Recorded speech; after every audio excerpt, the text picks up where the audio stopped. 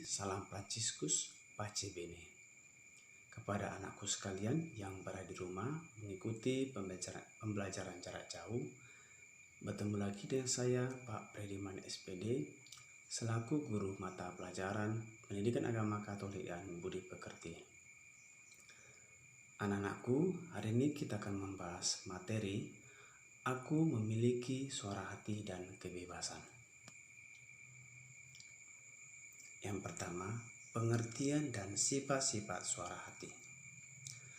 Suara hati atau hati nurani dapat diartikan kemampuan khusus seseorang dalam membedakan perbuatan baik dan perbuatan yang dianggap tidak baik. Berusaha menghindari perbuatan jahat serta menilai baik buruknya perbuatan itu berdasarkan akal budi.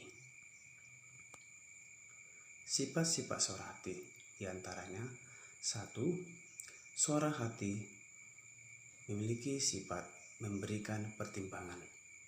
Yang kedua, suara hati juga bersifat memberikan peneguhan kepada kita. Yang ketiga, suara hati selalu bersifat objektif atau normatif. Yang keempat, suara hati juga bersifat logis dan mengacu pada pertimbangan moral. Suara hati juga bersifat tulus tanpa pamrih. Suara hati selalu ingin yang terbaik untuk pertumbuhan dan kedewasaan pribadi kita. Dan yang terakhir, suara hati juga selalu berlandaskan nilai-nilai kebenaran universal. 2. Fungsi dan cara kerja suara hati. Apa sih fungsi suara hati dan bagaimana cara kerjanya? Mari kita lihat. Suara hati berfungsi membuat kita mampu membedakan mana yang baik dan mana yang buruk. Suara hati juga menjadi pedoman atau norma untuk menilai setiap tindakan kita.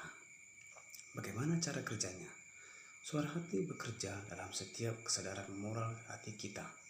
Suara hati bekerja sebagai indeks atau petunjuk, Fudex sebagai hakim, dan Vindex sebagai penghukum. 3. Penyebab suara hati bisa keliru.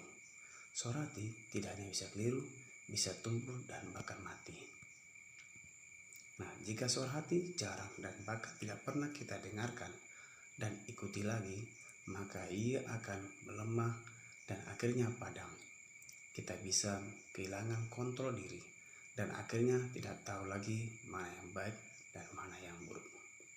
Nah, agar suara hati tidak keliru, mati dan tumpul, diperlukan wawasan moral yang memadai serta kebiasaan hidup baik yang didasarkan pada nilai-nilai universal dan moralitas.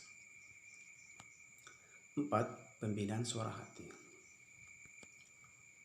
Pembinaan suara hati sangat penting, benar, dan mutlak agar suara hati akhirnya bisa menjadi daya gerak dan pemimpin hati kita yang sejati. Untuk membinanya, kita harus senantiasa peka, berusaha mendengarkan, dan setia dengan suara hati kita. Dengan mengikuti suara hati dalam segala hal dan selalu berbuat sesuai dengan suara hati, maka suara hati akan semakin terang dan berwibawa. Itulah upaya untuk membina suara hati. 5. Keluhuran kebebasan pribadi manusia. Perlu diketahui bahwa manusia sebagai makhluk otonom. Kebebasan diartikan kemampuan yang dimiliki oleh setiap individu untuk bertindak sesuai dengan keinginannya tanpa ada paksaan.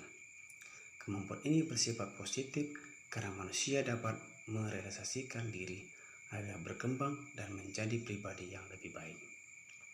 Kita sebagai manusia mempunyai kemampuan untuk menentukan diri sendiri.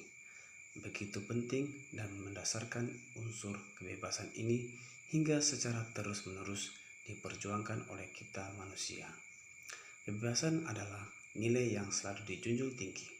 Namun kebebasan yang kita miliki bukanlah sesuatu yang mutlak. Kebebasan harus disesuaikan dengan apa yang melingkupi dan mempengaruhi kehidupan sekitar kita. Untuk itu, perlu kita menghayati kebebasan yang bertanggung jawab. Itulah poin yang ke-6. Bagaimana kebebasan yang bertanggung jawab? mana kebebasan menjadi kabur dan cenderung negatif jika seorang atas nama kebebasan berusaha membenarkan diri, menentang keputusan dan tindakan yang tidak sesuai dengan keinginannya. Ajaran gereja menegaskan bahwa kebenaran manusia di dalamnya harus menyiratkan suatu tanggung jawab dan kesadaran moral. Yesus menunjukkan dengan jelas bahwa kebebasan adalah sesuatu yang membangun, mengembangkan, dan mendewasakan. Ketaatan, pengabdian, dan kematian adalah tanda-tanda kebebasan. Kristus adalah manusia bebas yang menjadi sang pembebas. Ia membebaskan kita dari hukum, dosa, dan kematian. Nah, anakku sekalian, demikianlah penjelasan Bapak mengenai suara hati dan kebebasan. Atas perhatian kalian, Bapak ucapkan sekian dan terima kasih. Selamat pagi, salam Fransiskus, salam sehat.